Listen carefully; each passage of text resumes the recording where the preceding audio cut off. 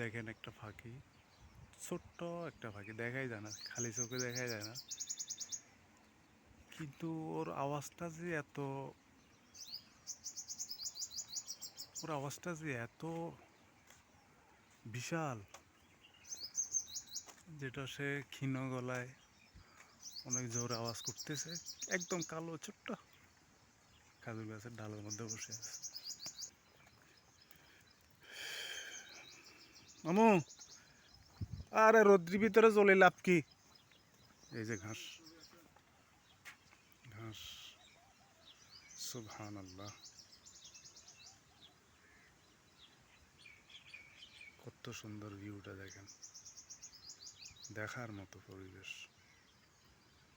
একদম মনে হচ্ছে বাংলাদেশ, দ্বিতীয় বাংলাদেশে যখন বাংলাদেশে আসবেন এদিকে, মানে গ্রামের মধ্যে, আপনার কাছে মনে হবে পুরোটাই কি আপনার বাংলাদেশ।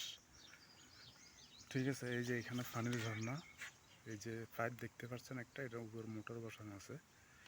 এটা অটোমেটিক আপনার ওই ইলেকট্রিকের মাধ্যমে এই পাইপটা, যখন মোটরটা চালু হয়, ওই পানি চতুর্দিকে ঘুরে, মোটরটা ঘুরে ঘুরে আপনার পানি বের হয়।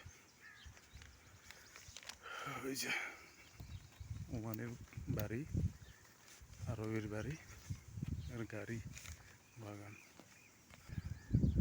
এই যে এগুলো হচ্ছে আপনার গ্রামের রাস্তা। এদিকে একটা চলে গেছে, এদিকটা চলে গেছে, এদিকে একটা বেতরখানা মসজিদ,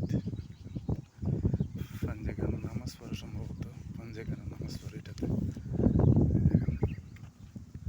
আম গাছ, প্রচুর আম ধরে এখানে, প্রচুর আম।